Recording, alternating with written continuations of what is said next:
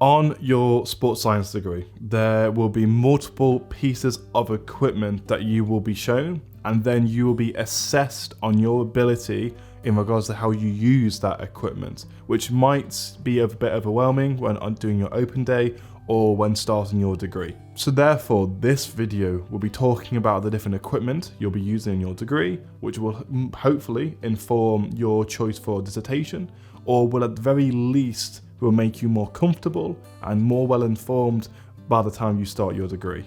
So I'll be rattling through this equipment fairly quickly, and what I will do is I'll give a brief description of what each one is and what kind of data it collects. Then I will leave it to you guys if you want to research more into these pieces of apparatus. So the first one is force mats and force platforms. Force mats are very portable, they're a lot cheaper, and they essentially just test how much force is going through your legs when you're jumping on a jump mat and how much force is placed on the mat when you land as well.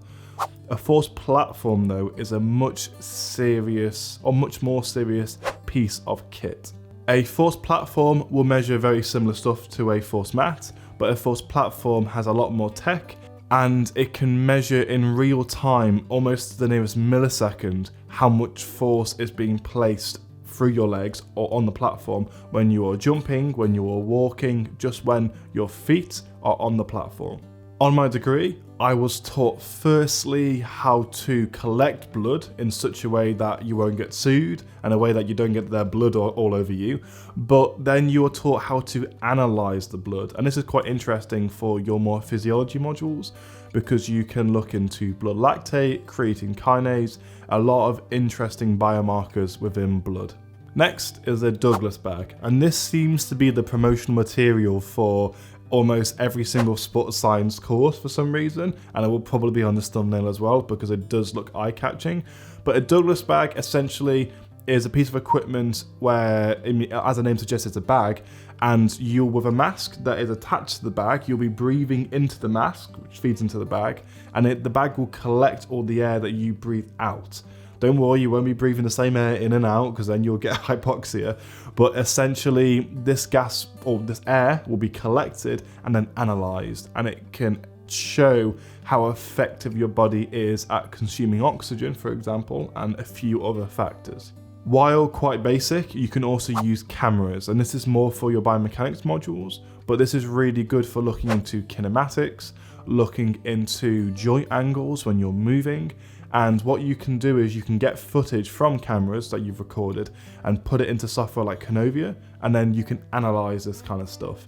And even using iPhones, these days, most iPhones, even iPhones that are like 2 or 3 years old, they are quite good at recording slow motion footage, so they can be used when on your sports science degree. And that's, I believe, what we use our own cameras essentially when we did different assignments and when we did different practice sessions for our degree. The next apparatus is a bit of a mouthful, but it's called an isokinetic dynomometer, and it's a more serious piece of equipment as well.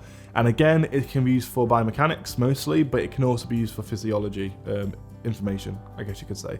So with this piece of equipment, you strap someone into like a chair, and then you're either working with or kind of fighting against the machine in regards to extending any kind of limb. So your legs, your elbows, but it's usually your legs, okay?